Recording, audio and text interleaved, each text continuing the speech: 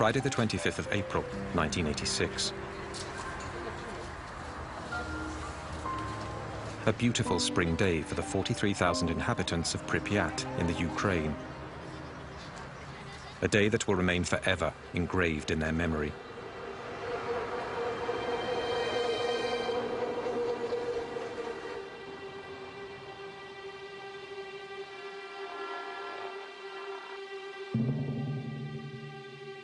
Three kilometers from the city, the Vladimir Ilyich Lenin nuclear power plant, where several thousand people go to work each day.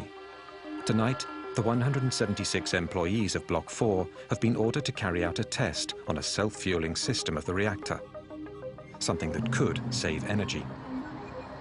At 1:23 a.m., the security systems are deactivated and the experiment begins.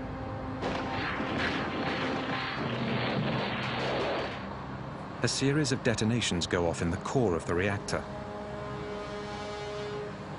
While Pripyat sleeps peacefully, the floor of the plant begins to tremble.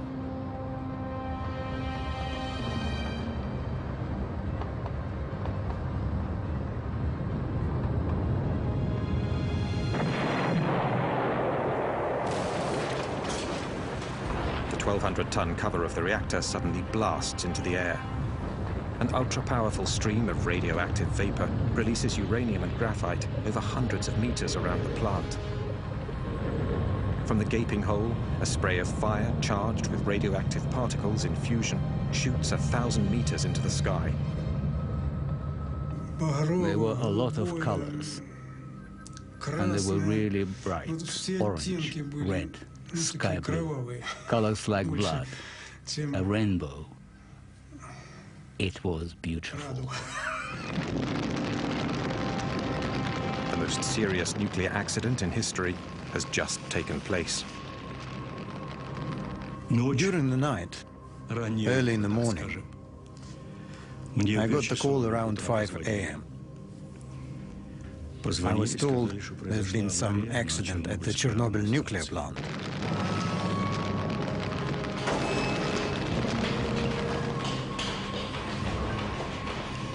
The first firemen on the scene battle the fire without the adequate protective gear. They pour tons of water on this strange fire, but nothing seems capable of putting it out. They are all exposed to lethal doses of radiation. 2 men die that night. 28 more will follow in the next few months. They are the first victims of Chernobyl. Nobody was prepared for such a crisis. For the next 7 months, 500,000 men will wage hand-to-hand combat with an invisible enemy. A ruthless battle that has gone unsung, which claimed thousands of unnamed and now almost forgotten heroes. Yet, it is thanks to these men that the worst was avoided. A second explosion, 10 times more powerful than Hiroshima, which would have wiped out half of Europe. This was kept secret for 20 years by the Soviets and the West alike. Many of these images have never been seen before. They were taken by journalists who were also exposed to nuclear contamination, some of whom later died. Those images tell the story of a hidden war, whose consequences continue 20 years later to worsen the toll of the disaster. This is the true story of the Battle of Chernobyl.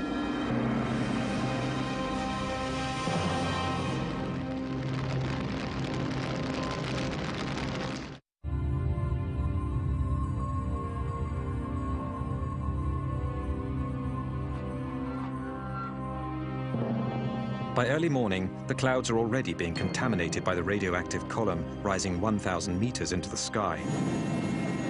Igor Kostin was a photographer with the news agency Novosti. When a friend and helicopter pilot phones him that morning to offer to fly him over Chernobyl, all Kostin knows is that something has happened at the plant during the night. He is the first journalist to witness the gaping hole. Держи это место! Держи! Держи! Где дым идет? Где дым? Когда мы подлетели к блоку, when we got close to Block 4 and circled around it, я не понимаю I had no idea of the risk. всего того, что произошло. Я открыл иллюминатор. When we flew over the block, I opened the window of the helicopter I didn't realize then what a big mistake that was. The thin, translucent smoke he sees rising from the ruins is in fact highly radioactive.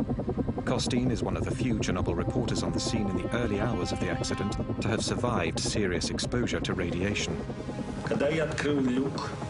When I opened the window, I couldn't hear a thing. The ruins of the reactor were below me. I felt like I was floating in space, like in a tomb, a real dead silence. I couldn't even hear the helicopter anymore. Nothing. A black hole, a tomb and deathly silence.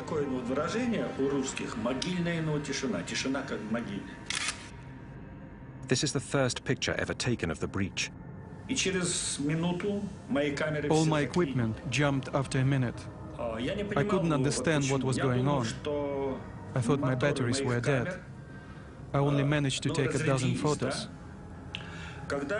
Once I returned to Kiev, I processed my pictures, and I noticed the negatives were black, and the colors very poor. I didn't know it yet, but the photos had been exposed to radioactivity. At the core of the blown-out reactor and buried under 14 meters of rubble, the graphite surrounding the nuclear fuel burns and melts the uranium. The radioactive fallout is going to be 100 times greater than the combined power of the 2 atomic bombs dropped on Hiroshima and Nagasaki. At the Kremlin, 8 hours after the explosion, Gorbachev only has scant information on the situation. The first information consisted of accident and fire.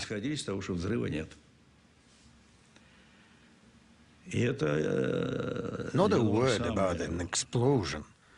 At first, I was told there hadn't been an explosion. The consequences of such false information were particularly dramatic.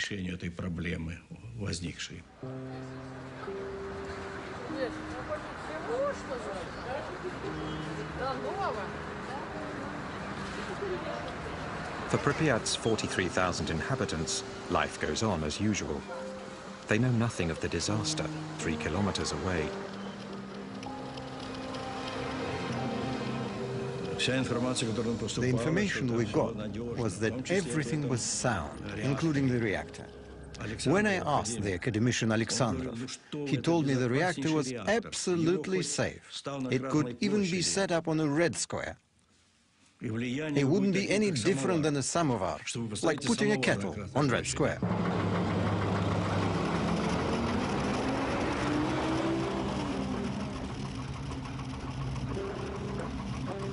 There are rumors in the town of a fire at the plant and deaths in the night, but no official information has been released.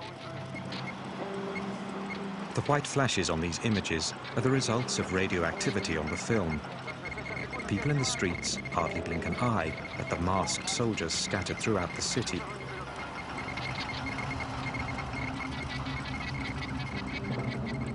Colonel Grebenyuk led the troops in charge of controlling the situation. There was a metallic taste in our mouth, an acidity. They say radiation has no taste. It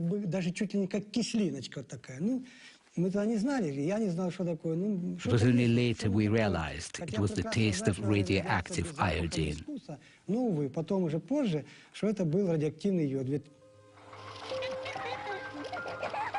While children are still out playing in the squares, Colonel Grebenyuk's men spend the day taking the first readings of radioactivity in the city. In those days, radioactivity was measured in units called rongens. Normal atmospheric level is about 12 millionths of a rongen. In Pripyat, by early afternoon, readings are already over 200 thousandths of a rongen.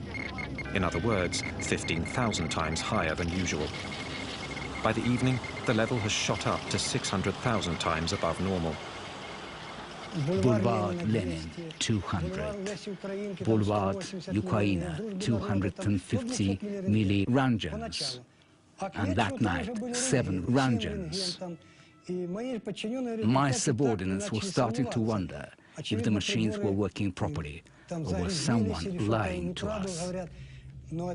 We did not know that the reactor was still burning and radiation was still spreading. This map is sealed in plastic because it's still radioactive.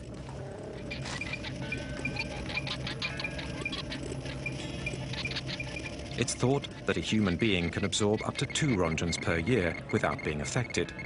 But the body is lethally contaminated if it receives over 400 rongens. During that first day, the inhabitants absorb over 50 times what is considered to be a harmless dose.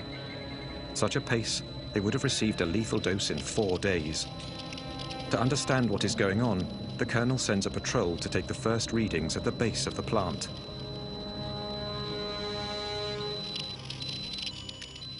Their first readings were recorded on this map, 2080 rongens. I was worried about my subordinates. How could I send them in there? At these astronomical levels, 15 minutes is all it takes for a human being to absorb a lethal dose of radiation. At the Nuclear Institute, the figures provoke a shock. Such a level of radioactivity has never been seen before. Gorbachev hurriedly creates a governmental commission made up of the country's top experts in nuclear energy. This is led by the academician Legasov, a nuclear physicist of international renown. He immediately leaves for Chernobyl at the head of a scientific delegation. We hoped they would be able to evaluate the situation quickly, but for the first couple of days, they weren't able to tell us anything. It was a dramatic situation. We'd be in session, waiting for information. We were demanding information, but they weren't able to tell us anything. 20 hours after the explosion, the level of radioactivity continues to climb. By now, windows and doors should be sealed and iodine tablets swallowed to counteract the effects of radioactivity. Yet no such orders have been given.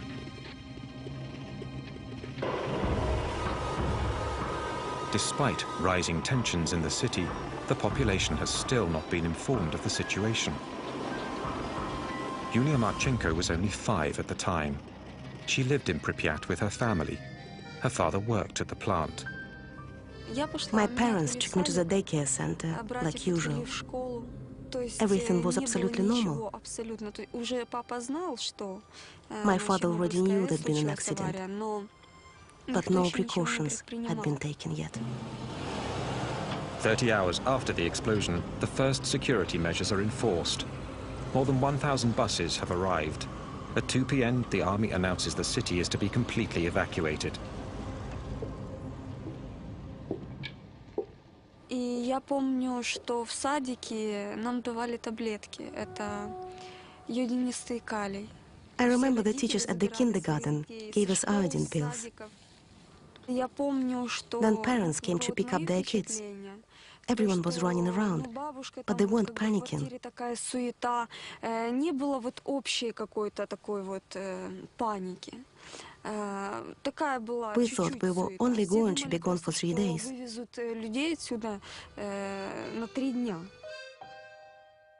To avoid any panic, the authorities conceal the seriousness of the situation. Inhabitants are given 2 hours to gather their belongings and assemble in front of their buildings. They told us to get in the buses. I remember perfectly well having to choose which toys I was going to take. I had a lot of dolls and wanted to bring them all, but I couldn't. We couldn't even take any warm clothes. People have to leave everything they own, their entire lives behind. They will never return.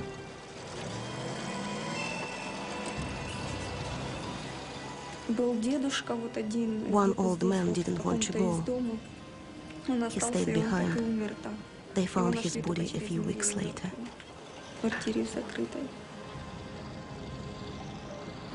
People didn't really believe what was happening. They thought they were being lied to. They remembered the German occupation and said that in 1941 there were bombs that fell. But now there was nothing. The elderly people didn't believe in an invisible enemy. And there was no time to explain. My soldiers and I were simply carrying out orders.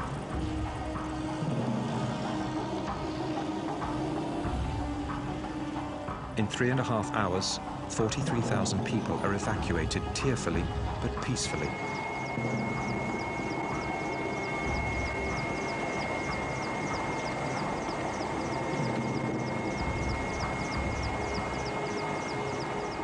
Buses carry Europe's first atomic refugees. They have been exposed to doses of radiation that may alter the composition of their blood and engender fatal cancers. Ну как я нахожу, что, по-моему, скоро его отмоют. Скоро люди здесь будут жить. Ну еще что вам сказать? Город должен жить. Красивый город. Вот я сейчас смотрю напротив стадиона. Здесь должны дети играть. Ну, без риска, по-моему, нигде нельзя.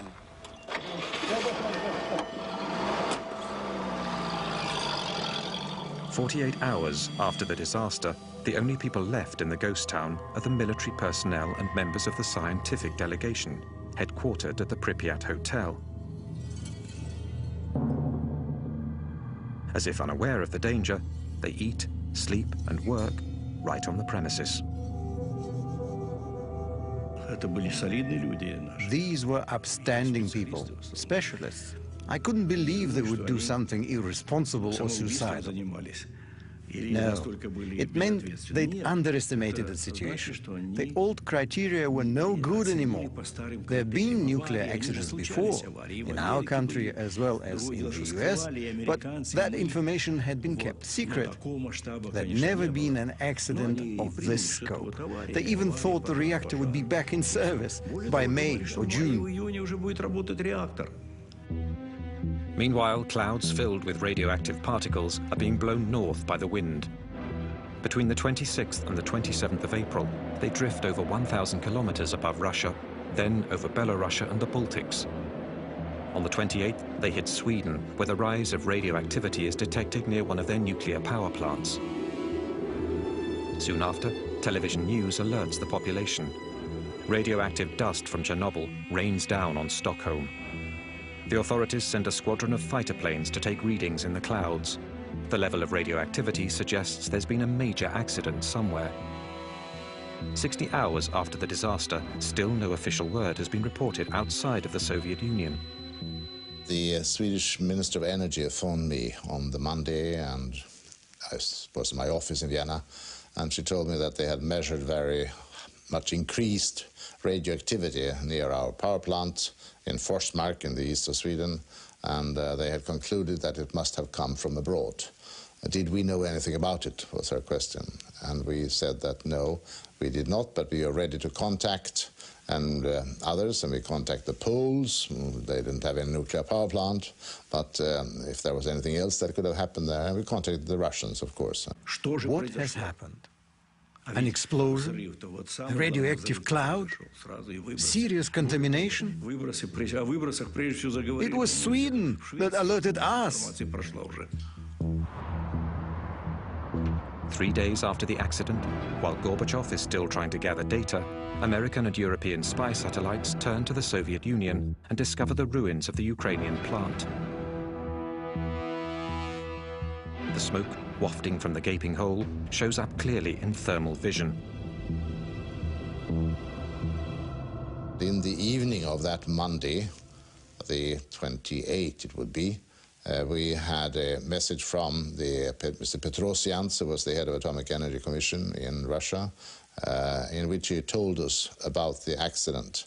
And about the same time, the Russians actually released the information to the world. Obviously, over at the Politburo, we immediately decided it was essential that all facts be reported to us from then on.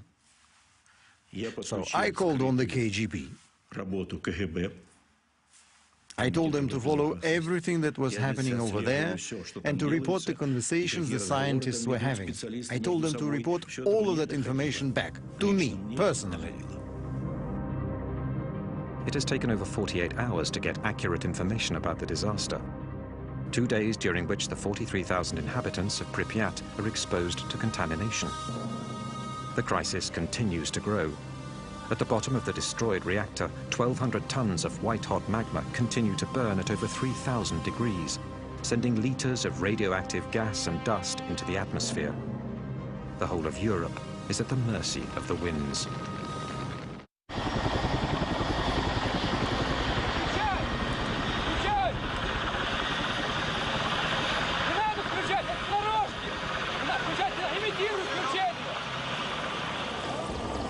On the third day of the crisis, General Antochkin and his fleet of 80 helicopters are sent from Moscow to fight the blaze and put the fire out.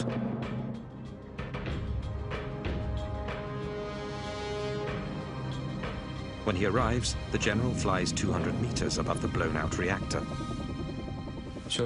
Because of the fire, the temperature at that height was between 120 to 180 degrees Celsius.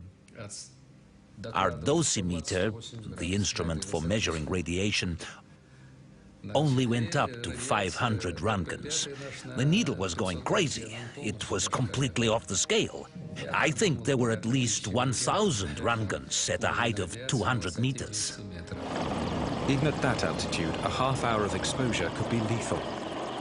The strong current of radioactive hot air streaming up from the reactor makes it impossible to get closer. They will have to improvise some way of carrying out their mission.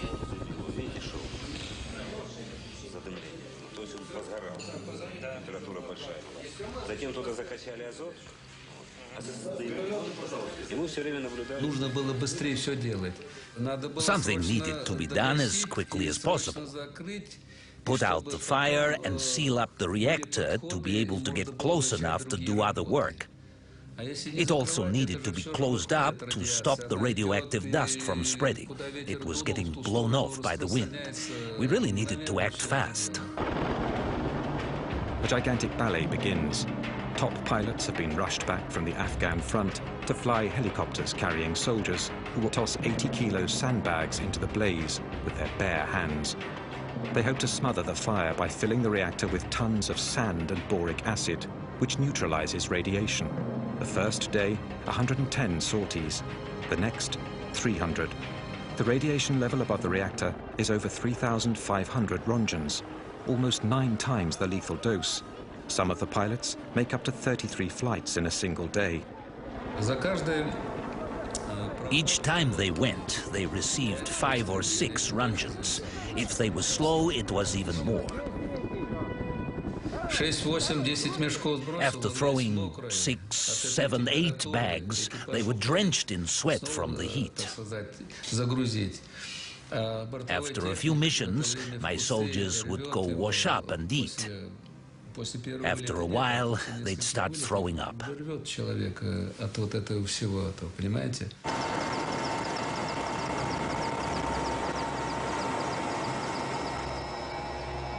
Since the crisis began, radiation victims have been sent to Moscow's Hospital No. 6. It has the country's only service, which specializes in acute radiation sickness and illnesses linked to massive doses of radiation exposure.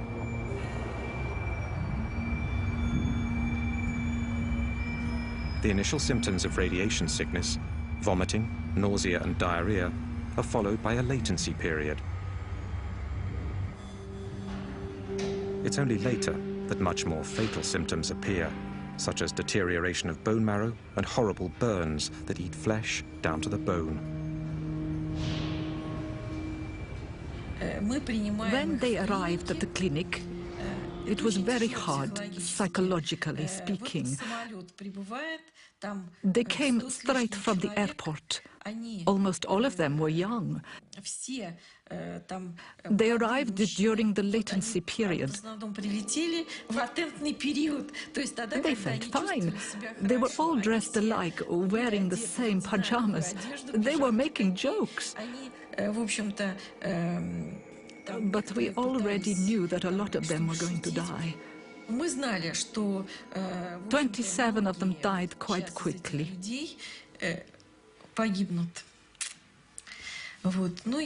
They'd all received huge doses of radiation and were suffering from life-threatening burns. Большие дозы облучения, и особенно большинство из этих людей имели несовместимую с жизнью ожоги радиационные.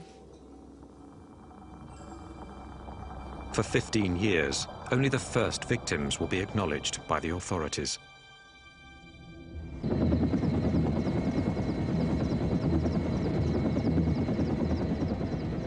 "30 kilometers east of the plant, the forest has been scorched by the radioactive blast from the explosion. But the disaster area already stretches well beyond. Since the explosion, radioactive particles carried by the clouds have been falling with the rain. A leopard spot pattern of contamination has affected the Ukraine as well as Belarus and Russia. On the 1st of May, the wind shifts, and areas of Kiev are also contaminated. As seen from this map, drawn up from the readings taken by Colonel Grebenyuk's men. The seriously contaminated areas appear in red, surrounded by areas where the radiation level was normal. But the population is still kept in the dark. There is only one report, a tiny article on the bottom of page 3 of the Pravda, playing down the accident and claiming the danger has passed.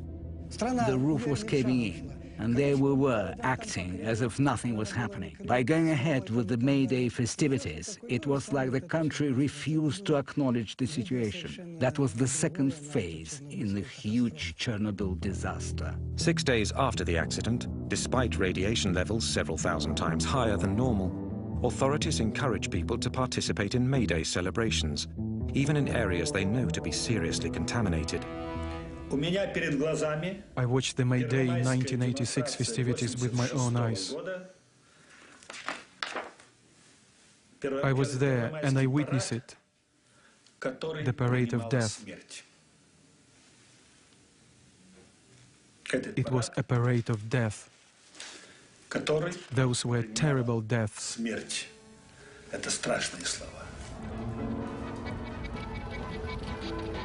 Disturbingly, all footage of May Day 1986 has now disappeared from the Ukrainian National Archives. All that remains are Igor Kostyn's photos. Sherbitsky, the first secretary of the Ukraine, also went to the festivities with his family and his grandchildren. It's true that, in theory, that seemed very important to us, to avoid any panic. But had we known how much radioactivity was already in the air? How many were contaminated during the festivities? Not a single study has yet been published. Chebinsky, first secretary of the Ukrainian Communist Party, later committed suicide.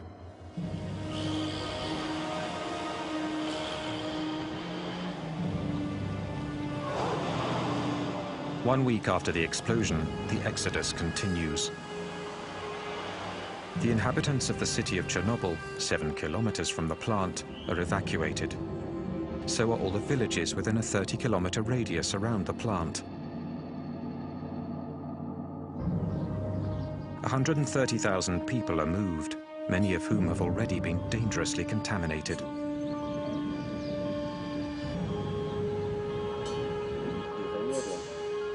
A 300,000-hectare area straddling the Ukraine and Belarus is abruptly evacuated and isolated from the rest of the world.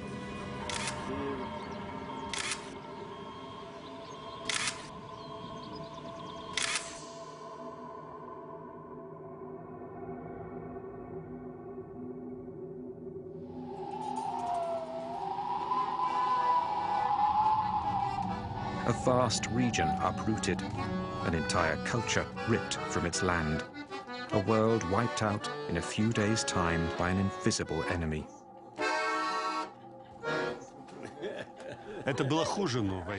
It was worse than a war. Here you couldn't see the enemy. In a war, you see the cannons, the machine guns, the tanks. Here, you see nothing. The radiation is everywhere. It goes right through you. It gets into you, and you only start feeling the effects later, sometimes years later. It's terrifying.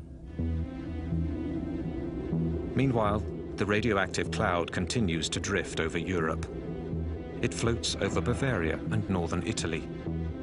Radioactive cesium-137 and iodine-131 rain down on the south of France and Corsica. Crops and pastures are seriously contaminated.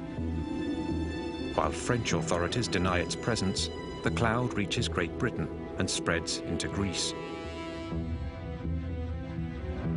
In Chernobyl, the level of radioactivity continues to climb. 6,000 tons of sand and boric acid have filled the hole. But underneath this gigantic plug, the white-hot magma continues to smolder. 10 days after the disaster, Gorbachev personally invites Hans Blix, director of the powerful International Atomic Energy Agency, to visit the site. He is the first expert and the first Westerner to visit Chernobyl. Облет места аварии на Чернобыльской атомной станции. Каково ваше мнение? Что можно сказать по этому поводу? Well, we have seen the site from the air. Видели с воздуха площадку.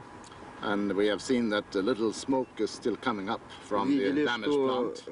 There was a good deal of talk about the risk of a second explosion, and I remember that when we were in Moscow, actually we had a friend, a relative of one of my experts, phoned him and said, well, you know, we hear rumors that a second reactor might also explode.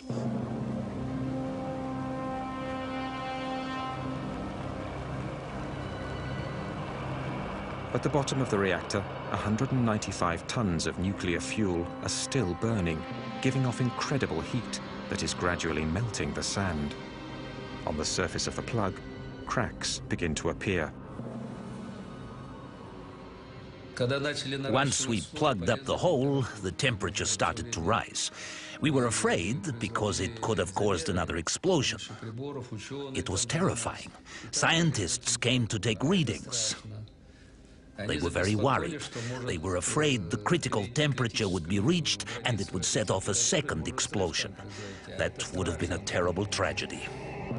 The cement slab below the reactor core is heating up and in danger of cracking. The magma is threatening to seep through. The water the firemen poured during the first hours of the disaster has pooled below the slab. If the radioactive magma makes contact with the water, it could set off a second explosion even more devastating than the first. The country's top experts are called into action. Vasily Nestorenko was one of them. At the time, he was working on improving the Soviet Union's intercontinental nuclear missiles. If the heat managed to crack the cement slab, only 1,400 kilograms of uranium and graphite mixture would have needed to hit the water to set off a new explosion. The ensuing chain reaction could set off an explosion comparable to a gigantic atomic bomb. Our experts studied the possibility and concluded that the explosion would have had a force of 3 to 5 megatons. Minsk, which is 320 kilometers from Chernobyl, would have been razed and Europe rendered uninhabitable. We had to stop the process. If it continued, it would have been an enormous disaster. An enormous nuclear disaster.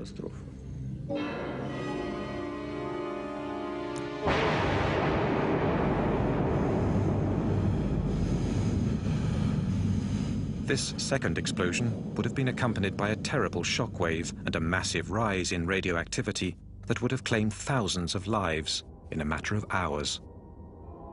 Thank God it didn't happen. There were trains with over 1,000 cars in Minsk, Gomel and Kiev, ready to evacuate the population. The situation is critical.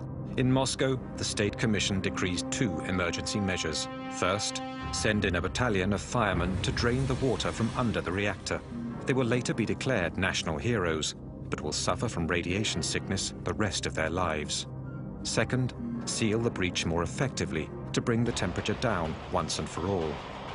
In 2 days, General Antochkin's men will drop 2,400 tons of lead into the reactor. When we started dumping lead in, the temperature went down right away. It absorbed well and sealed the hole as it melted, so there was less radiation. But some of this lead melts when it hits the blaze and vaporizes into the atmosphere. 20 years later, traces of it can be found in the sick children of Chernobyl. It's highly criticized today, but given the situation, there was no better solution. And all the people, military or civilians, officers or not, worked selflessly. I participated in this first stage, and I can tell you, it had to be done. It was heroism. During this operation, 600 pilots are fatally contaminated with radiation. All of them will die, but their efforts only buy a few days. Although it has been covered over, the fire still isn't out. Flying over in helicopters isn't solving the problem. They need to get closer, go down into the breach. But how? With the imminent threat of a second explosion still looming, the makeshift measures continue. The blueprints of the plant reveal that the active zone can be approached through the cable and pipe tunnels built out of thick cement. A delegation of technicians from the Kirchhoff Institute venture into the labyrinth. It's tough going. Parts of the tunnels have collapsed in the explosion.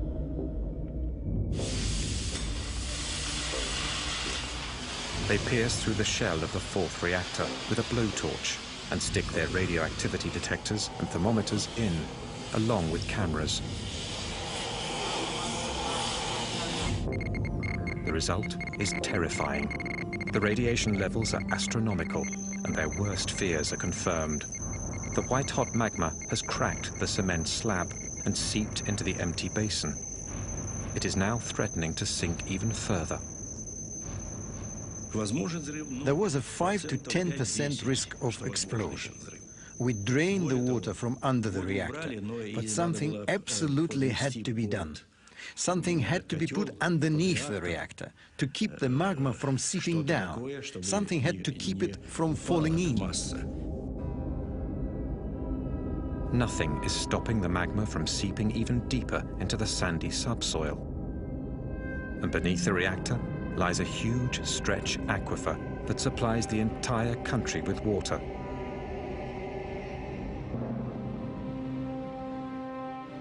What worried us the most was that the entire mass would sink down and reach the groundwater, which then would pollute the rivers Pripyat, then Dnieper, Kiev, the Black Sea. We absolutely needed to come up with a solution. A new operation is considered, but it will entail the loss of more lives. On the 12th of May, 1986, 17 days after the initial explosion, the miners of Tula, 1,000 kilometers from Chernobyl, receive a visit from the Kremlin, from the Deputy Minister of the Mining Industry. The minister spoke to us about the accident at Chernobyl. He said they needed miners from our region, the Moscow basin. He gave us 24 hours to gather our belongings. The next day, we were bused from that very square to the airport in Moscow. On the 13th of May, our comrades were already at work at Chernobyl.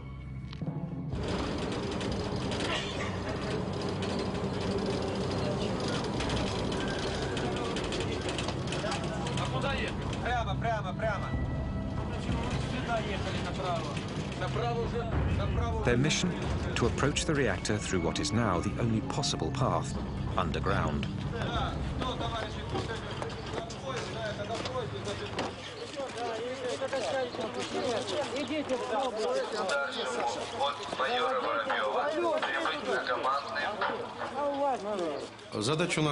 Our mission was this: dig a 150-meter tunnel from the third block to the fourth, a tunnel 30 meters long.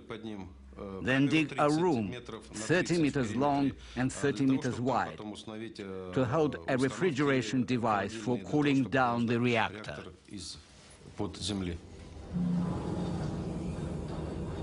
To limit their exposure to radiation, the miners dig 12 meters down before making their way over to the burning reactor. There, they build a room 2 meters high and 30 meters wide, where a complex cooling system of liquid nitrogen will be set up.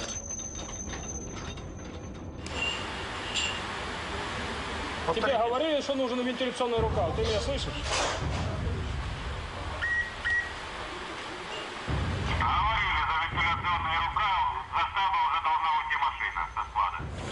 In 1 month, 10,000 miners from Russia and the mining regions of the Ukraine are sent down into the tunnel. They're between 20 and 30 years old. Inside the tunnel, which has no ventilation, the temperature hits 50 degrees Celsius, and radioactivity is at a minimum of 1 rontgen per hour. We worked without any protective gear. The miners couldn't use masks because the filters would get damp after a few minutes. So everyone just took them off and kept on working without them, with our shirts off too. We drank water out of open bottles, which was really bad because the radioactive particles were ingested right into our body. One of our comrades swallowed a grain of sand that was highly radioactive. He died. How can we know what each of us breathed or ingested? The hardest thing was the lack of oxygen and the incredible heat. It was hot, hot, hot.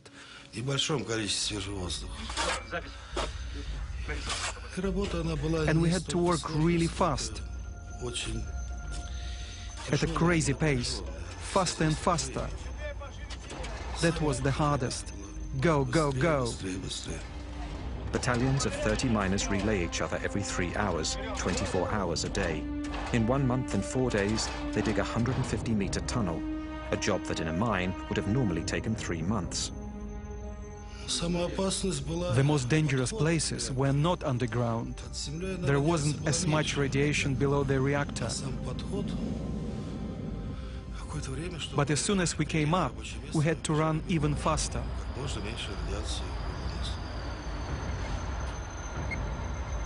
Radioactivity at the mouth of the tunnel is 300 times higher. Not a single miner is spared from exposure. Not once are they informed of the real dangers they are facing.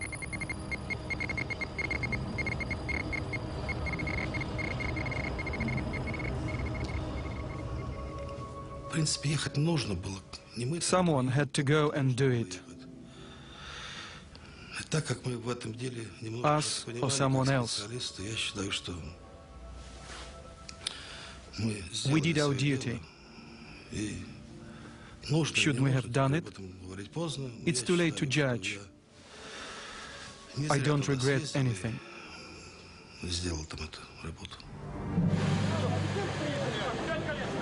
The miners accomplish their mission, but the cooling system is never set up below the reactor. The underground room is finally filled with cement to solidify the structure.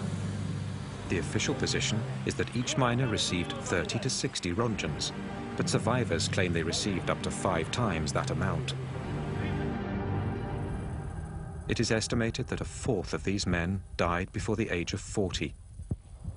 2,500 lives lost that don't appear in any official statistic.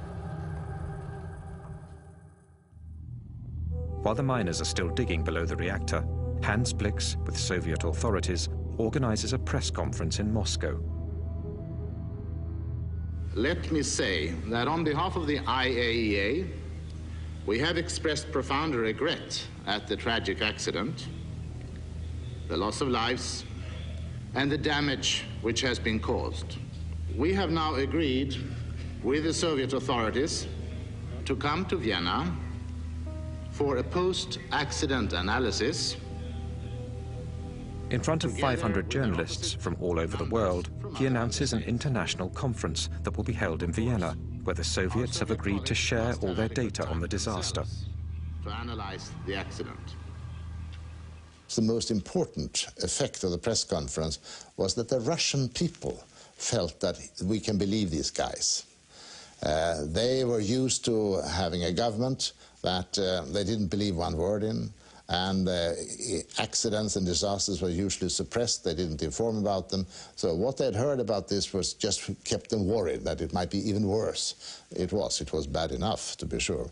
But they felt that, yes, these guys we trust. So this was a victory for glasnost.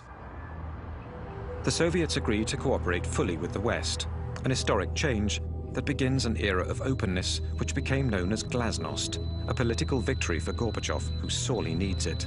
Because in Chernobyl, although the fire is now being kept in check, the breach and tons of highly radioactive rubble lie exposed to the elements. It is of the utmost urgency to cover the broken structure and clean up the zone. But for that, more men will be needed, many more men.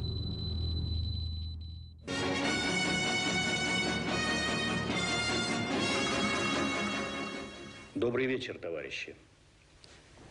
18 days after the disaster, Gorbachev finally addresses the Soviet people. Авария на Чернобыльской атомной электростанции. Она больно затронула советских людей, взволновала международную общественность. Мы впервые реально столкнулись с такой грозной силой, какой является ядерная энергия, вышедшая из-под контроля. Вся работа, по сути, ведется круглосуточно. Задействованы научные, технические, экономические возможности всей страны. The entire country was mobilized. No bureaucratic formalities. If someone had what we needed, we took it. No formalities. We'd worry about the cost later. We took whatever we needed. It was a frontline situation. General Nikolai Tarakhanov is sent to command the land troops. In 1 year, 100,000 soldiers and officers passed through Chernobyl. They were all reservists. They were summoned up by top administration in their cities and sent to the front. Military personnel or civilians, officers or simple soldiers, all of them are liquidators, a term invented for the Battle of Chernobyl. Their mission? Clean up, liquidate the radioactivity. Сначала ходишь первые дни, прячешься, одеваешь маску, а потом уже забываешь, даже на производстве уже забываешь одевать ее. Уже как дома, чувствуешь себя действительно, привыкаешь здорово. Все улыбаются, все довольны. Водку не продают. Вообще в Москве такой слух был, что на Чернобыль приезжает, водителям каждый день дают 150 грамм этого. Я с женой разговаривал, 150, и да. рассказываю, говорю, в столовую заходишь 150, выходишь 150. Она, ты хоть закусывай там.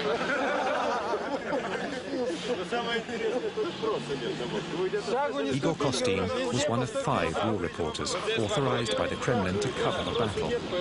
A first in a country that kept everything hidden. 3 of his colleagues are now dead. There were no titles, no ministers, generals or soldiers. No one was saying, I'm a general, do what I say. Everyone was honestly doing what they could. And so the operation named the liquidation of the Chernobyl accident was set in motion. 100,000 troops, as well as 400,000 civilians, workers, engineers, nurses, doctors and scientists from every Soviet republic passed through Chernobyl. the Soviet Union is waging its last major battle. 500,000 people. The troops in Chernobyl were bigger than Napoleon's, but our army got contaminated. From the sky, helicopters drop tons of a sticky liquid dubbed Berber, a mixture that coagulates and plasters the radioactive dust to the ground. Meanwhile, brigades of liquidators are put in charge of cleaning up the zone and house by house of removing the layer of radioactive dust that covers everything.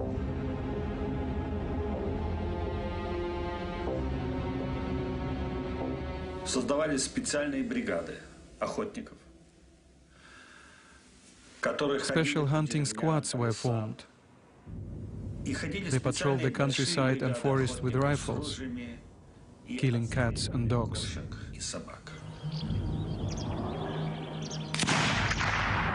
All the animals have to be killed because when they wander through the highly contaminated zones, their fur soaked up the radioactivity. They could contaminate the liquidators.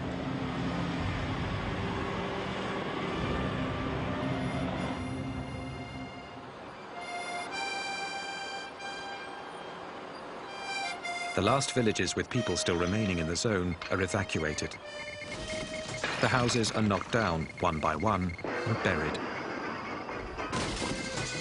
At night, the trucks, the machines and the men are covered in radioactive dust.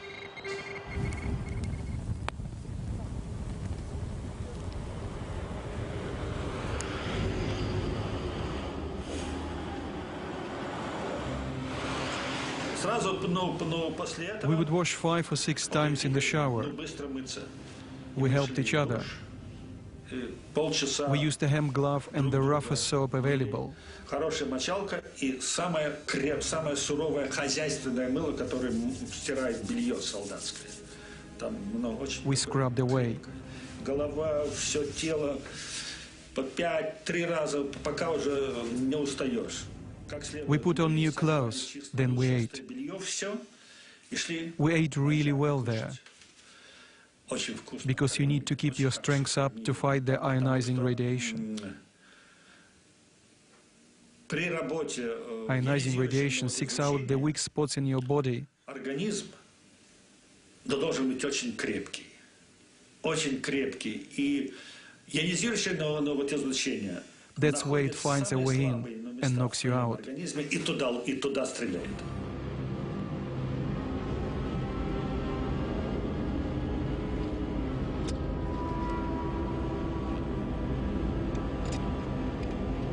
Around the plant, a colossal operation is set in motion. It goes on 7 days a week without a single day off. 300,000 cubic meters of contaminated earth are bulldozed into huge ditches and covered over with cement.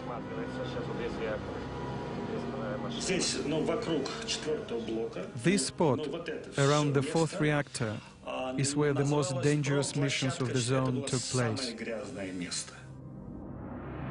8 weeks after the explosion, the liquidators tackle the heart of the problem.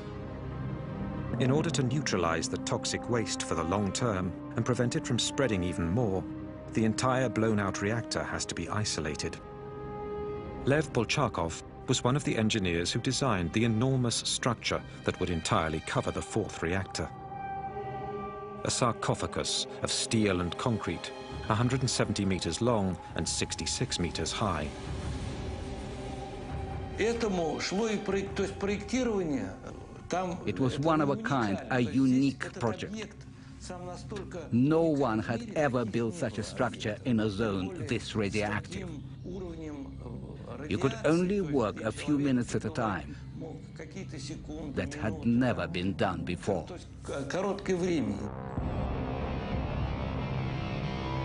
It is an enormous challenge.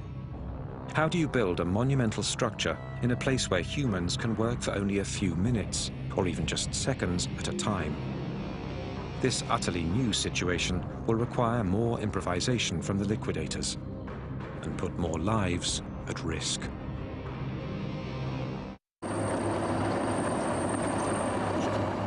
It has now been more than 12 weeks since the initial blast at block number 4 of the Chernobyl nuclear power plant.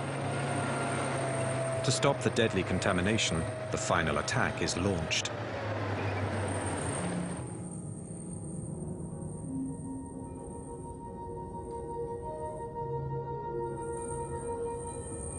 Radioactivity in this sector is so high that only remote-controlled machines can be sent in. But people will have to get the machines into position.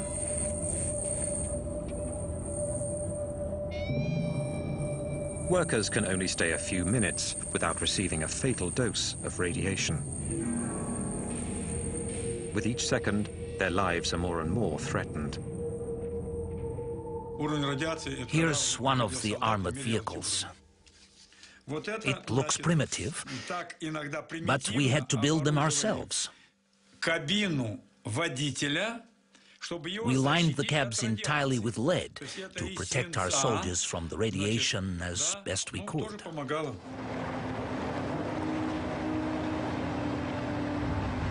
Each metallic piece of the structure is prefabricated, sometimes hundreds of kilometers away, then brought one by one onto the site for assembly. An extraordinary jigsaw puzzle. Beams 150 tons and 70 meters long. Buttresses 45 meters high. That's the Dimak 4000.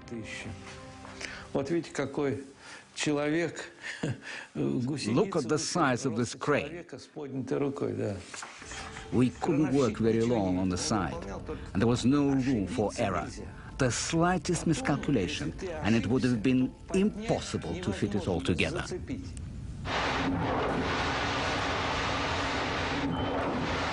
Despite the extreme conditions, work progresses.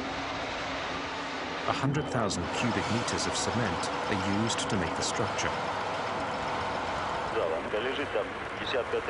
But the discovery of a new problem forces the work to a halt. The roof of the plant is covered in highly contaminated pieces of graphite.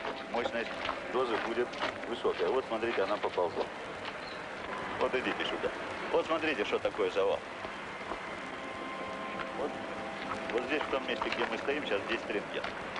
Это будет примерно 1000. Вот около вот этого колпака примерно 200. Все, пойдемте. На сегодня хватит нам. Выходим, пойдемте. И ты тоже выходи оттуда. These pieces of graphite enveloped uranium rods.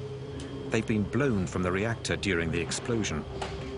One single piece gives off enough radioactivity to kill a man in less than 1 hour. They absolutely have to be gotten rid of before construction continues.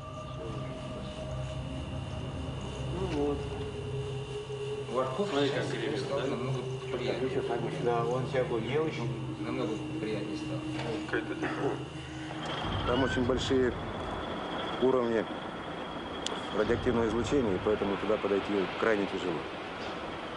Ну и зачем туда пускать людей, когда может техника сработать? Robots are sent onto the roof to shove the lethal debris over the edge. 60 meters below, other robots gather it up and bury it in ditches. But after a few days, the ambient radioactivity begins to affect even the machines. Their electronic circuitry can't hold up. They go berserk and break down. One of them hurtles itself into the breach. Как вы собираетесь его разворачивать? Он же поперек висит.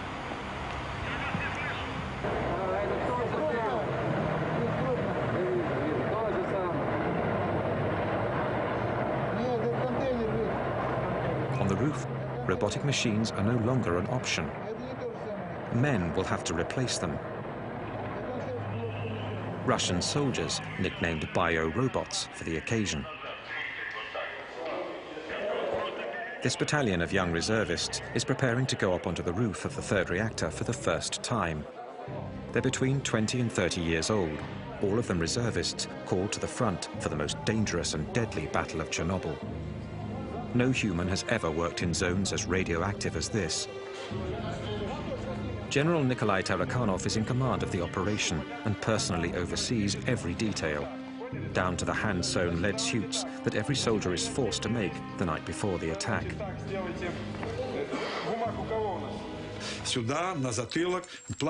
On their fronts, on their backs, in their boots, they were covered in lead. A helmet, a mask to protect against beta rays,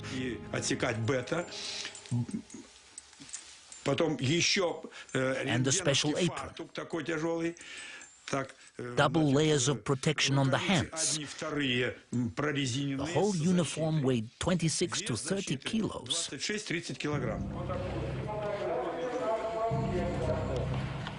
Хорошо, первый вопрос решили. Так, медицинское свидетельство не все прошли? Все прошли. Нет, подождите, это ответ, значит, не по существу.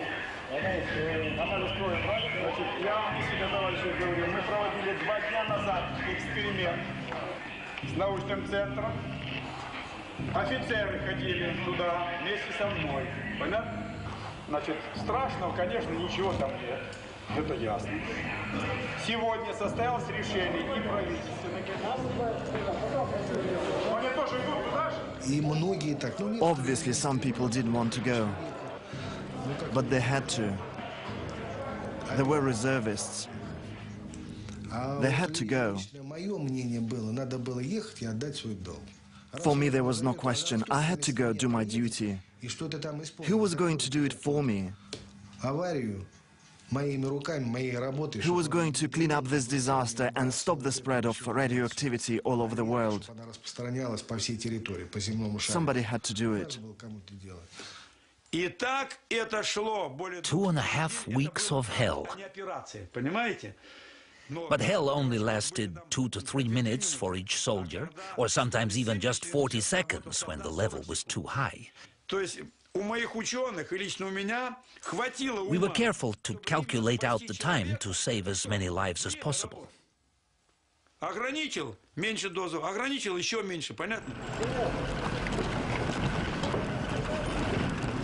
When the siren blows, a crew of 8 soldiers rushes up onto the roof, along with an officer.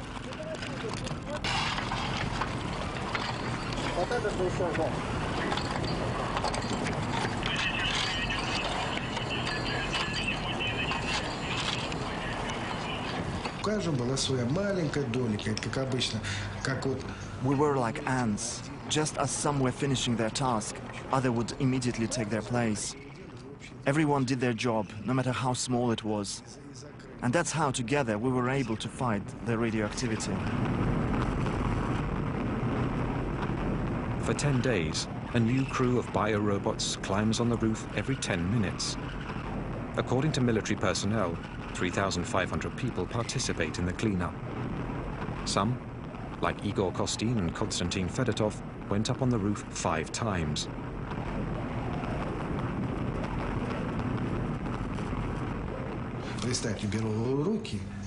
We picked up pieces that were 1,500 rongens. After a day of work, our hands would ache, and we could not make a fist.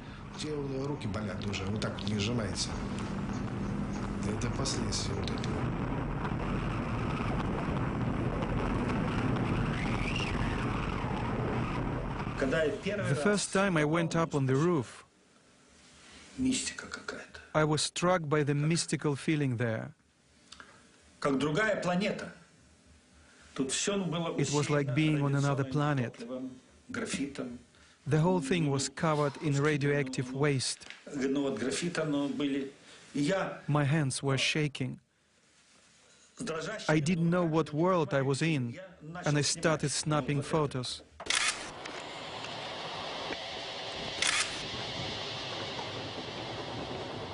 If you look close, you can see traces of radiation on the film.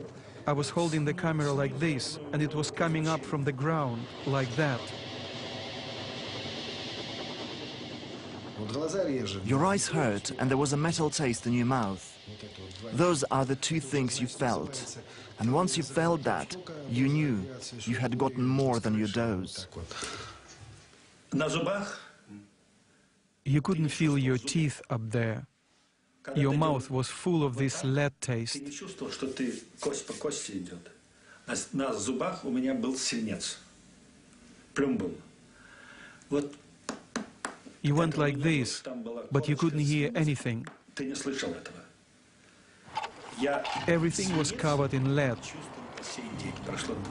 Even today, 20 years later, I can still taste the lead in my mouth.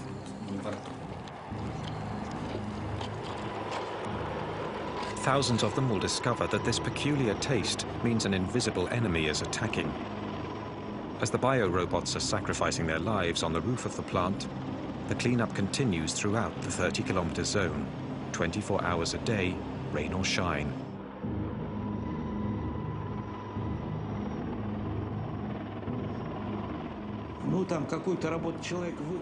Where normally it would take one man 1 hour to do a job, here in Chernobyl it took 60 people.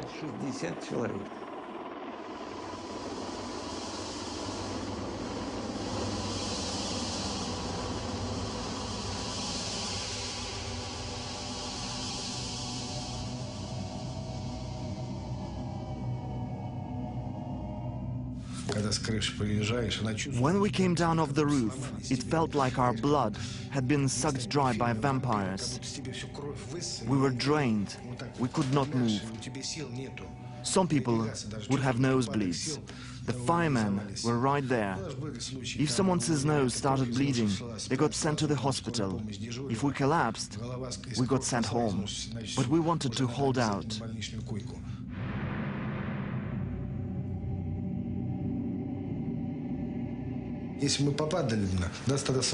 But at that time we were young and strong.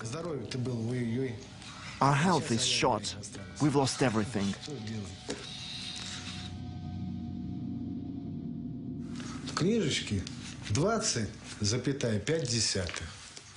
They wrote in my record that we got 20.5 rongens. But what did that mean?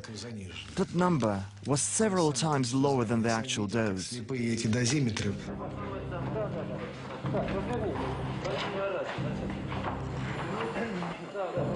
Позвольте мне от оперативной группы Министерства обороны СССР вручить вам почетный грамоту.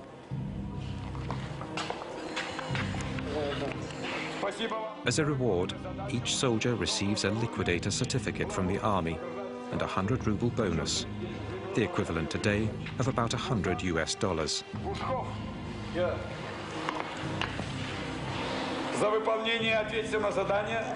They have risked their lives, but they've only reduced the radiation level on the roof by 35%. When they sent all those people up onto the roof, no one knew exactly the actual level of radiation. Now we know it was between 10,000 and 12,000 rongens per hour. At that level of radioactivity, people never should have been sent. 7 months after the explosion, the zone has been cleaned up and the sarcophagus completed.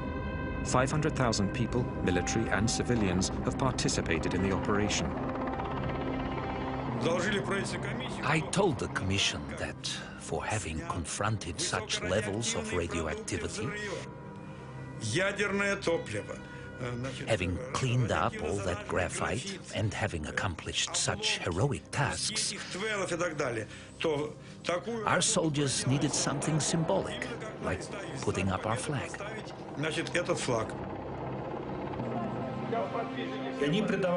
Putting the flag up was like putting the flag on the Reichstag.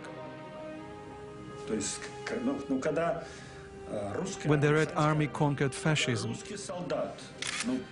for them, the flag was a symbol of their triumph over radioactivity.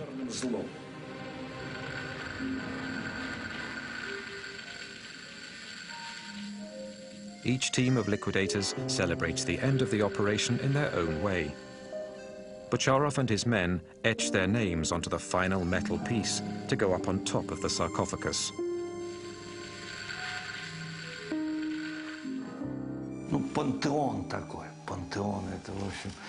Our sarcophagus is a pantheon, a tomb, a mausoleum. Our second mausoleum. After that, we stopped building nuclear power plants. Вот после этого и перестали строить атомные станции. A bitter victory. The country will never recover.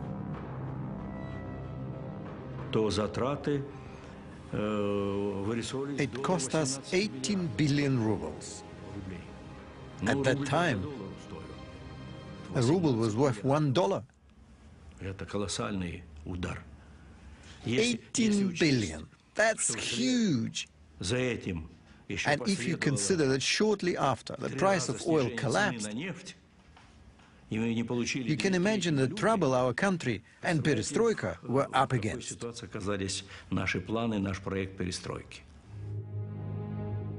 The first snow has started to stick on Chernobyl.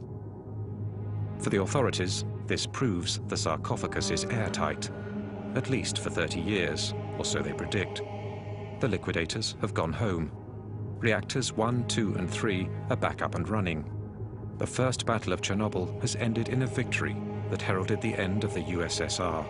But for many, it also marks the beginning of a war that 20 years later still hasn't ended. 20 years later, Pripyat is still a ghost town. Accompanied by Igor Kostin, Yulia wanted to see the apartment where she lived with her family up until the fateful day of their evacuation. Contrary to what they've been told, not a single inhabitant was ever able to come back to live in the deserted buildings.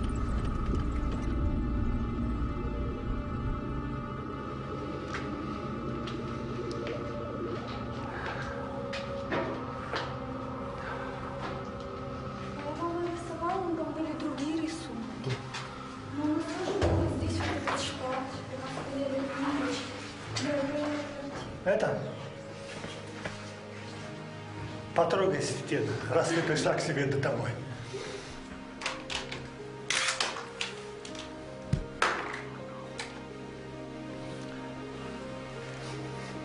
For Igor Kostin as well, the visit stirs up painful memories.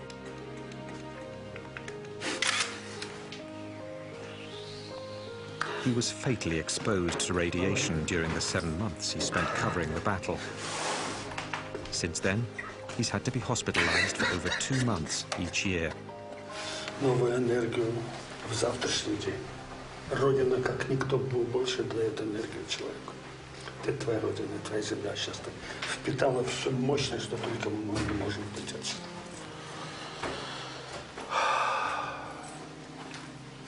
У меня такое ощущение, что я здесь была всю жизнь.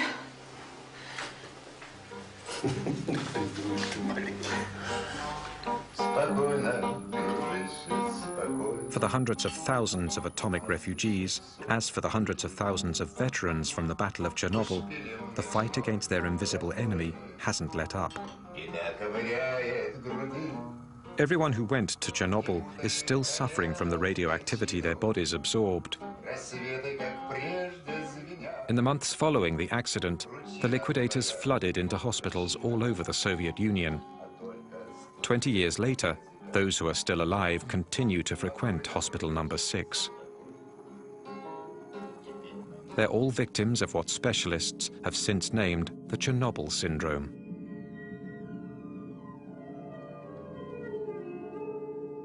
We've all got a bunch of symptoms: heart, stomach, liver, kidneys, nervous system.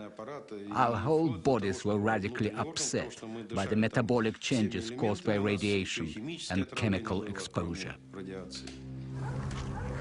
When the liquidators went back home, they were exhausted, incapable of going back to normal life. 20 years later, many of those who survived are disabled and unable to work. And the authorities appear to be ignoring their plight by cutting down their welfare money.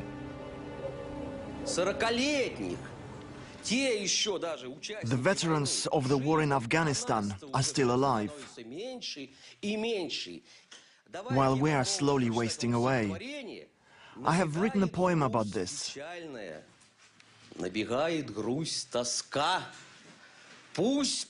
Sadness fills me, nostalgia and anguish. Like a bullet in the temple, nothing can ever stop. The mother prays in secret to God to spare his life. These men weren't even 30 when they were sent in to battle the atom. Today, the survivors are not yet 50 years old, but they struggle like senior citizens. According to the military, of the 500,000 Chernobyl liquidators, 20,000 have already died. 200,000 are officially disabled.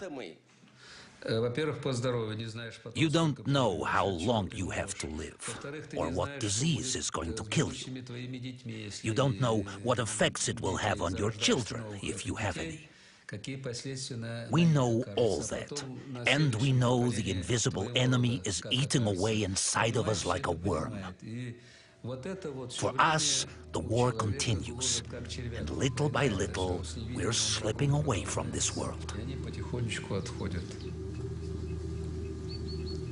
Yet for 2 decades, only 59 deaths have been officially attributed to the Chernobyl disaster. Not a single study has been carried out of the 130,000 refugees from the zone. Not a single statistic on the state of the 500,000 liquidators. No figures on the population that continues to live around Chernobyl and in the contaminated areas.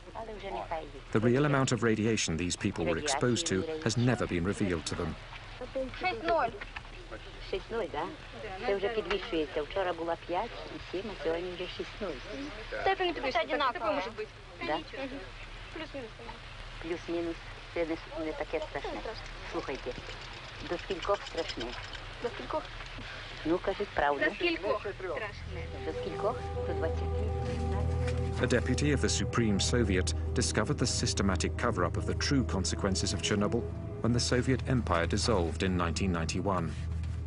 Taking advantage of the anarchy in the country, she managed to get her hands on a copy of top-secret documents.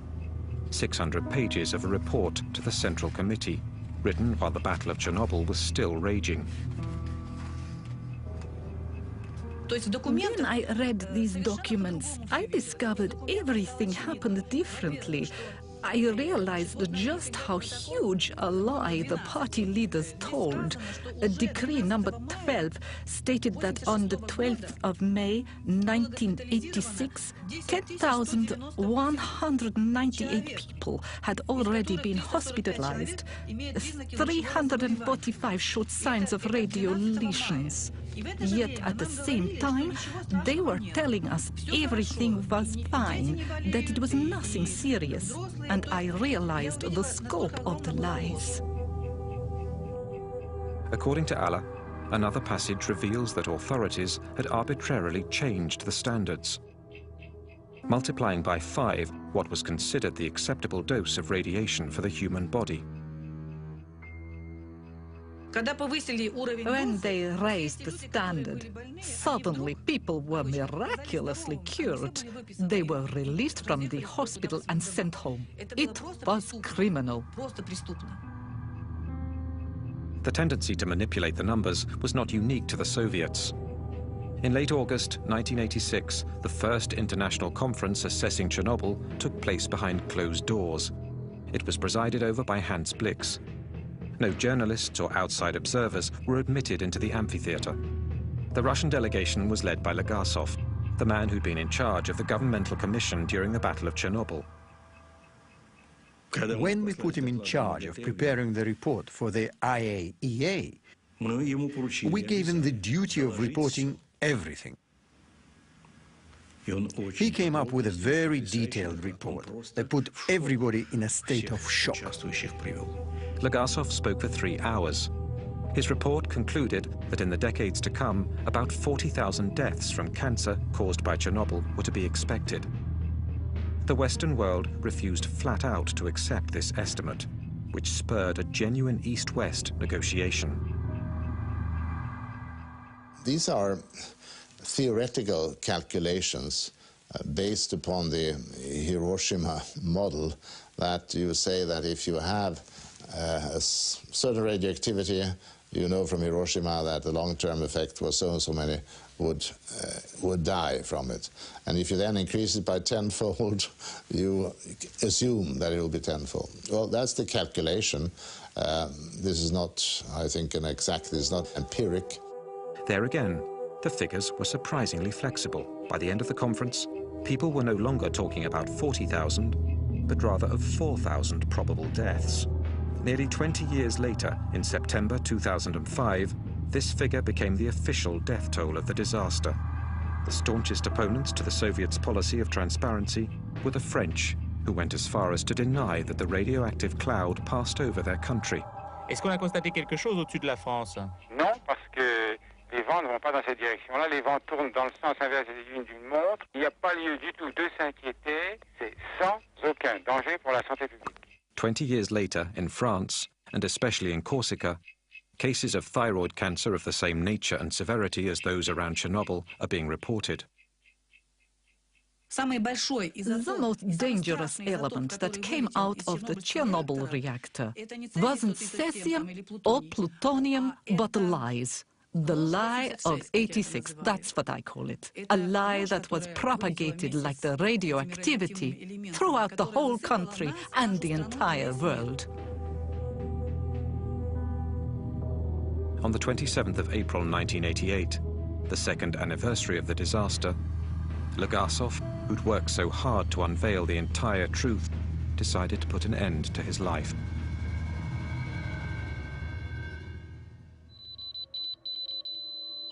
Today, as perfect metaphors of the institutionalized lie, the radioactive particles hurled from the reactor in the explosion continue to poison the land. 20 years after the disaster, the area of Chernobyl remains uninhabitable.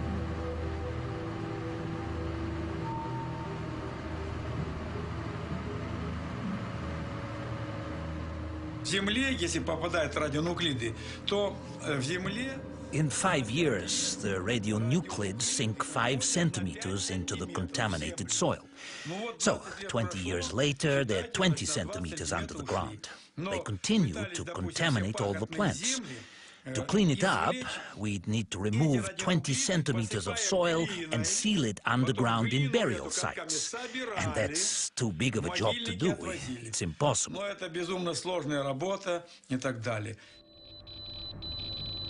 Today, 8 million people live in contaminated areas of the Ukraine, Russia, and especially Belarus.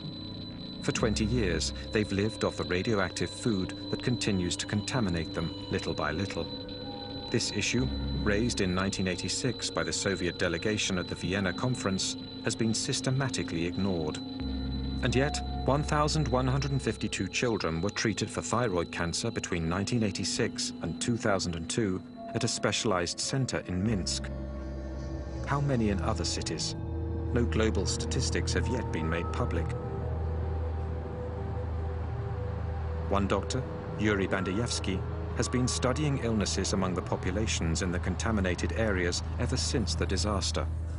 When his findings were published in 1996, they were immediately condemned. Arrested and officially sentenced for corruption, he spent the next 5 years in jail. In November 2005, he was still under house arrest. Look what happened when the mother was contaminated with cesium during pregnancy. In one single family. Look how many deformations, hair lip, missing eyes, deformed skulls. These embryos come from hamsters that were fed only contaminated grass from the region of Gomel. The result? Entire litters of deformed animals. I was horrified by how many deformed embryos developed in animals that had eaten cesium-contaminated food. I obtained a horrible number of deformations in 2 weeks. Usually, when you encounter a monster, you describe it. You're certainly familiar with Peter the Great's Kunstkamera Museum in St. Petersburg. Quite frankly, I myself could create as many monsters as I wanted.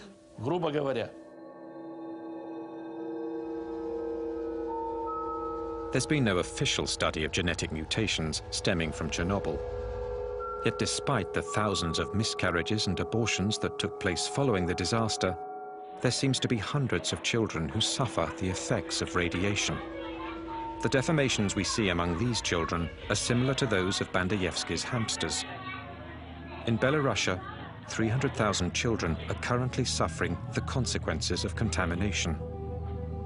NGOs like the International Green Cross, founded by Gorbachev after he was sidelined from the government in 1991, have opened treatment and support centers for victims of Chernobyl. They also organize therapeutic camps, aiming to teach the new generations in contaminated areas how to live with radioactivity. Like here, testing the contamination of their food. How many years is this going to go on? 800 years? 800 years. Until the second Jesus Christ is born. Until his return? Yes. Chernobyl played an important role for us all. And of course, we must keep searching and not skimp on means. We must strengthen international cooperation and create international scientific centers to find new sources of energy which are safer. That's the essential issue. I wouldn't wish for anyone, not my friends or my enemies, to experience such a tragedy. No one deserves to live through what we did in Chernobyl. We're all human beings, and no one deserves that.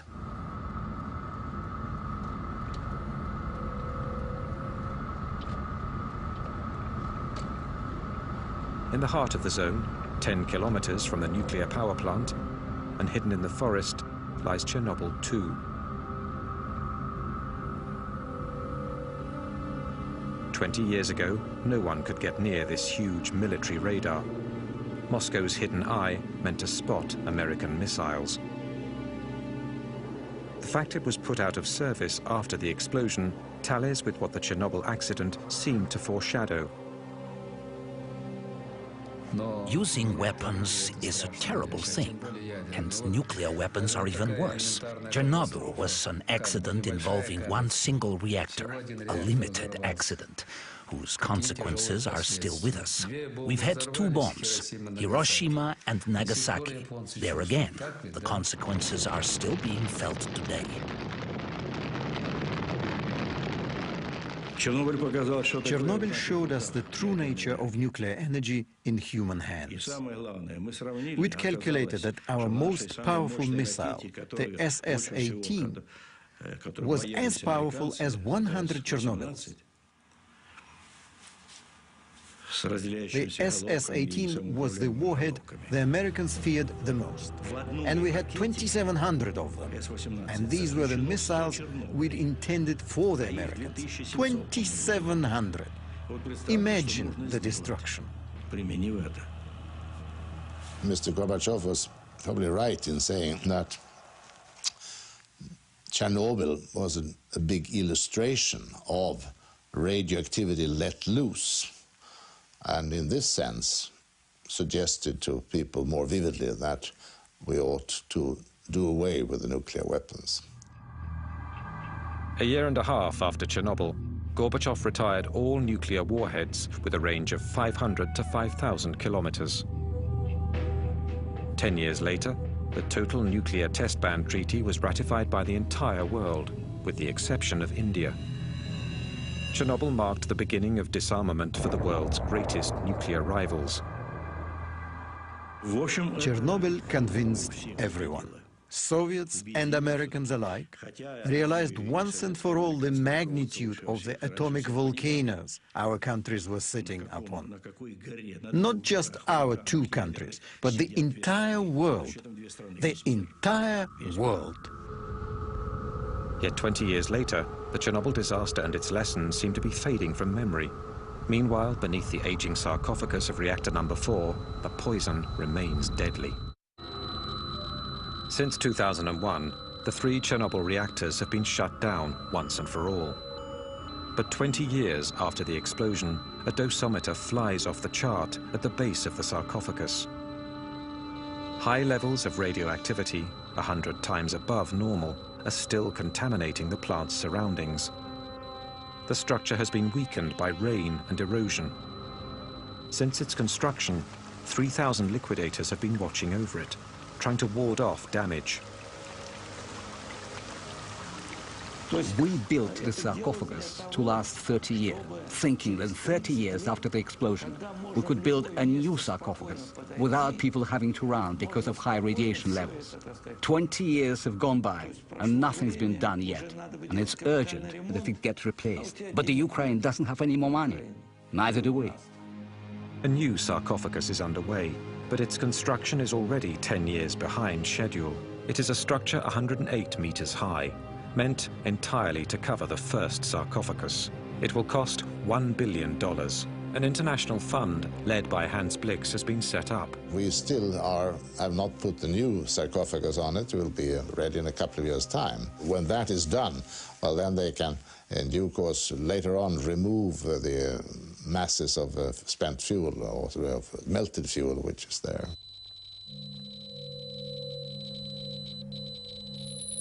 "20 years after the explosion, the cooled magma at the reactor's core, 14 meters underground, is still a terrible threat and will remain so for years to come.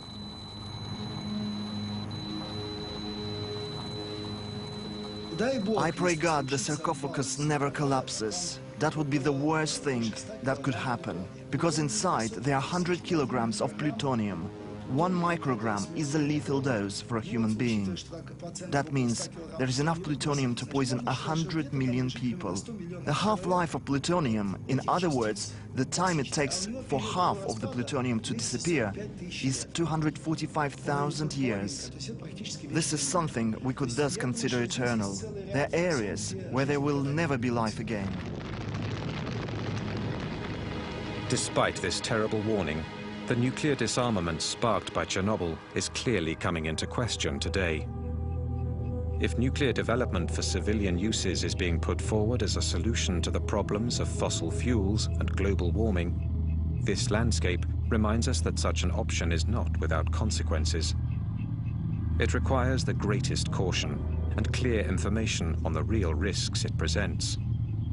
Chernobyl also reminds us that if we must live with radioactivity and its unavoidable dangers, we also need to spare future generations from any risk of nuclear apocalypse.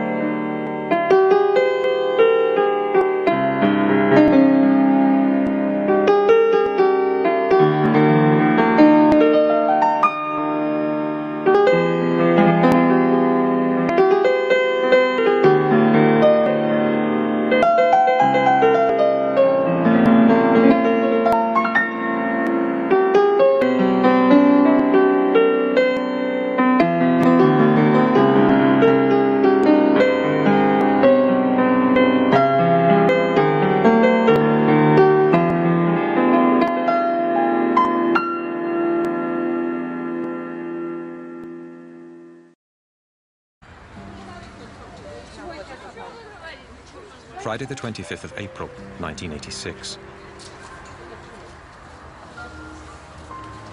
A beautiful spring day for the 43,000 inhabitants of Pripyat in the Ukraine. A day that will remain forever engraved in their memory.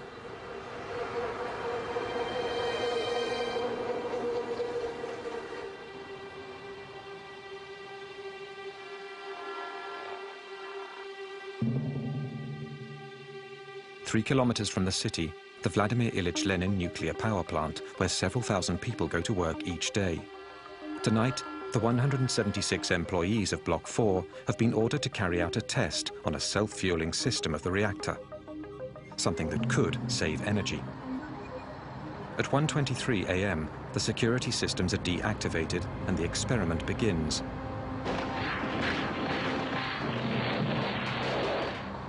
A series of detonations go off in the core of the reactor. While Pripyat sleeps peacefully, the floor of the plant begins to tremble.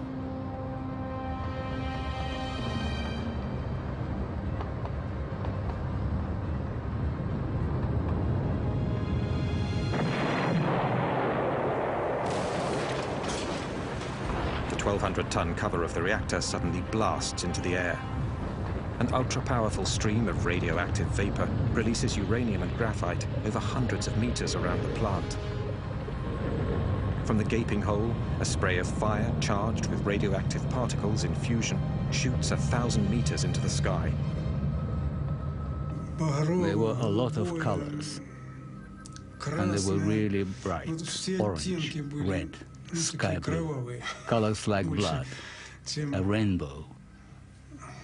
It was beautiful. The most serious nuclear accident in history has just taken place. During the night, early in the morning, I got the call around 5 a.m. I was told there's been some accident at the Chernobyl nuclear plant.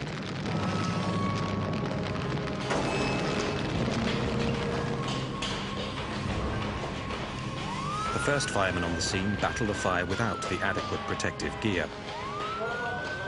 They pour tons of water on this strange fire, but nothing seems capable of putting it out. They are all exposed to lethal doses of radiation. 2 men die that night. 28 more will follow in the next few months. They are the first victims of Chernobyl. Nobody was prepared for such a crisis. For the next 7 months, 500,000 men will wage hand-to-hand combat with an invisible enemy.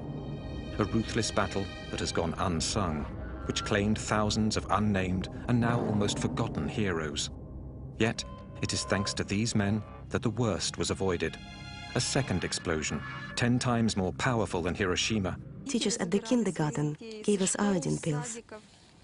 Then parents came to pick up their kids. Everyone was running around, but they weren't panicking.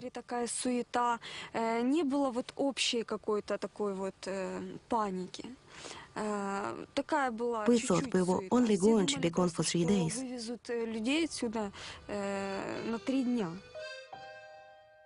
To avoid any panic, the authorities conceal the seriousness of the situation. Inhabitants are given 2 hours to gather their belongings and assemble in front of their buildings. They told us to get in the buses. I remember perfectly well having to choose which toys I was going to take. I had a lot of dolls and wanted to bring them all, but I couldn't.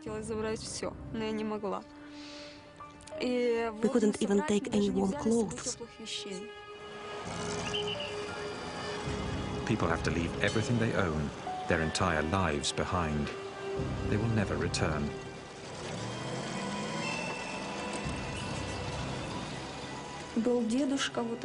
One old man didn't want to go.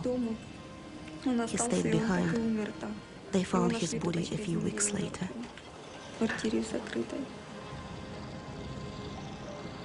People didn't really believe what was happening.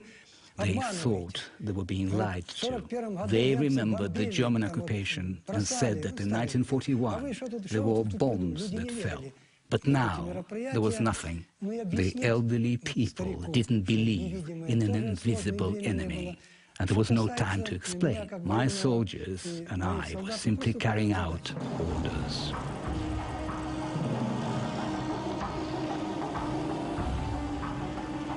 In 3.5 hours, 43,000 people are evacuated tearfully but peacefully.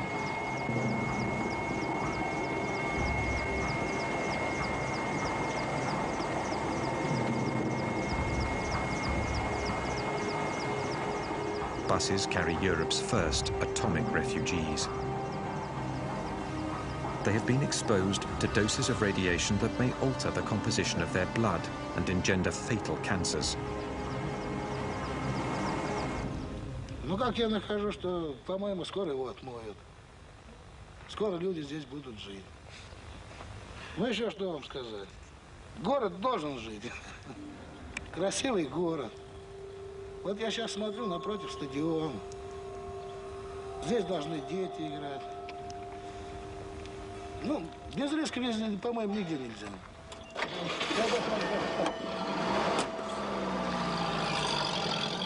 48 hours after the disaster, The only people left in the ghost town are the military personnel and members of the scientific delegation, headquartered at the Pripyat Hotel. As if unaware of the danger, they eat, sleep, and work right on the premises. Property, or was someone lying to us?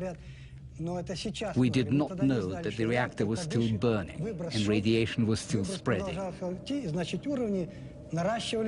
This map is sealed in plastic because it's still radioactive.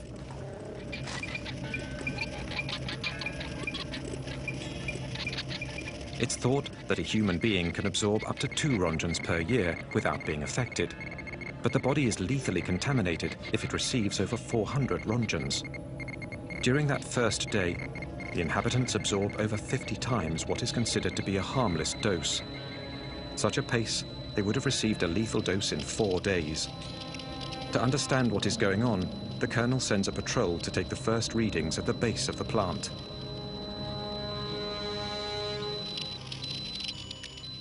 Their first readings were recorded on this map, 2080 rongens.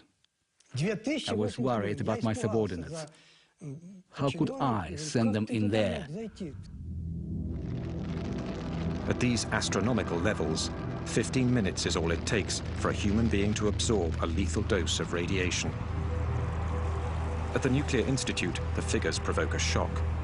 Such a level of radioactivity has never been seen before. Gorbachev hurriedly creates a governmental commission made up of the country's top experts in nuclear energy. This is led by the academician Legasov, a nuclear physicist of international renown. He immediately leaves for Chernobyl at the head of a scientific delegation. We hoped they would be able to evaluate the situation quickly, but for the first couple of days, they weren't able to tell us anything. It was a dramatic situation. We'd be in session, waiting for information. We were demanding information, but they weren't able to tell us anything. 20 hours after the explosion, the level of radioactivity continues to climb. By now, windows and doors should be sealed and iodine tablets swallowed to counteract the effects of radioactivity. Yet no such orders have been given.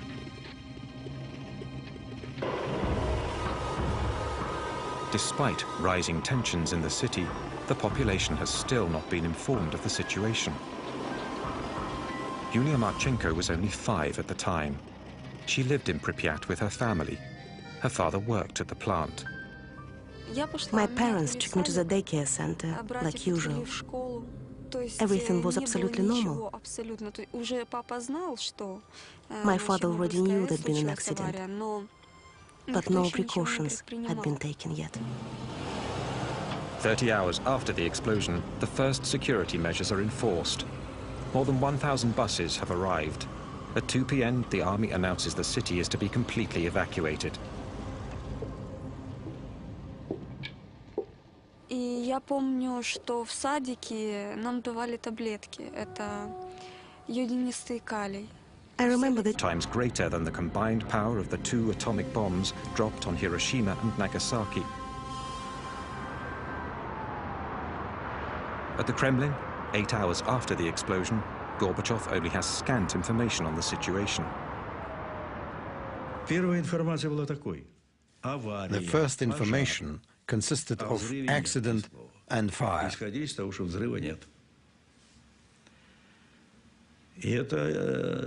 Not a word about an explosion. At first, I was told there hadn't been an explosion. The consequences of such false information were particularly dramatic.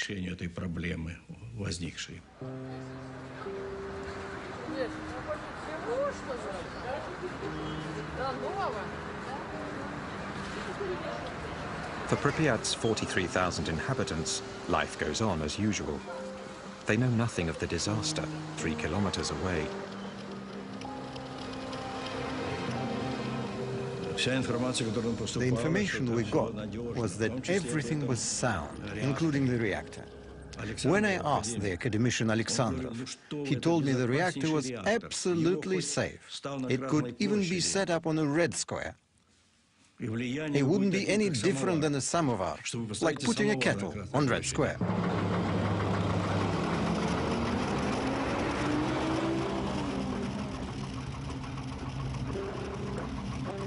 There are rumors in the town of a fire at the plant and deaths in the night, but no official information has been released.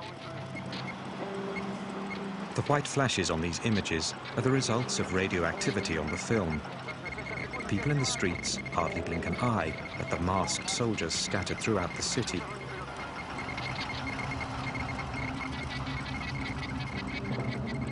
Colonel Grebenyuk led the troops in charge of controlling the situation. There was a metallic taste in our mouth, an acidity. They say radiation has no taste. It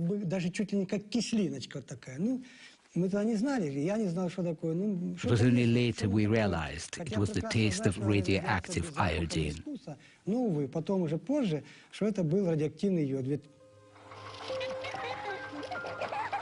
While children are still out playing in the squares, Colonel Grebenyuk's men spend the day taking the first readings of radioactivity in the city. In those days, radioactivity was measured in units called rongens. Normal atmospheric level is about 12 millionths of a rongen. In Pripyat, by early afternoon, readings are already over 200 thousandths of a rongen. In other words, 15,000 times higher than usual. By the evening, the level has shot up to 600,000 times above normal. Boulevard Lenin, 200. Boulevard Ukraina, 250 milli-rongens. And that night, 7 rongens. My subordinates were starting to wonder if the machines were working properly. Which would have wiped out half of Europe. This was kept secret for 20 years by the Soviets and the West alike. Many of these images have never been seen before. They were taken by journalists who were also exposed to nuclear contamination, some of whom later died. Those images tell the story of a hidden war, whose consequences continue 20 years later to worsen the toll of the disaster. This is the true story of the Battle of Chernobyl.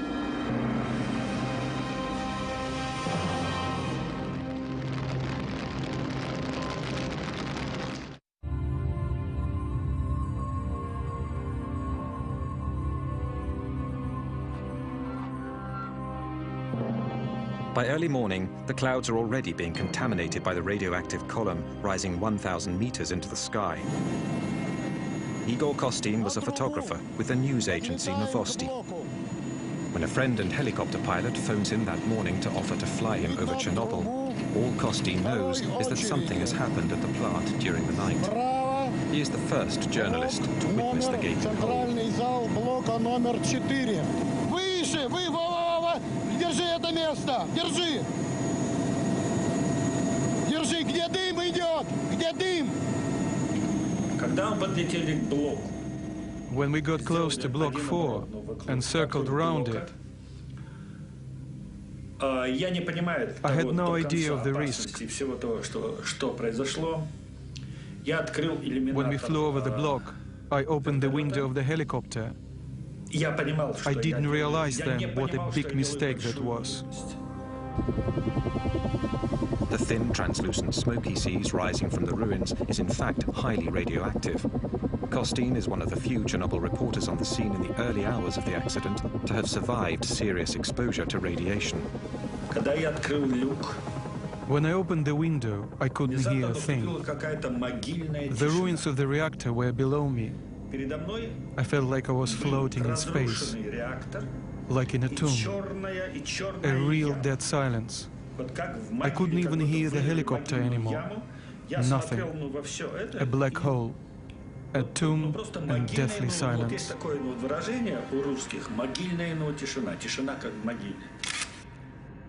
This is the first picture ever taken of the breach. All my equipment jumped after a minute. I couldn't understand what was going on. I thought my batteries were dead. I only managed to take a dozen photos. Once I returned to Kiev, I processed my pictures, and I noticed the negatives were black, and the colors very poor.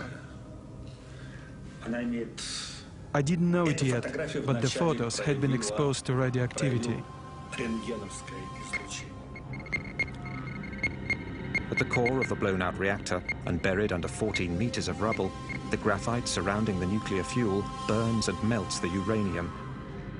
The radioactive fallout is going to be 100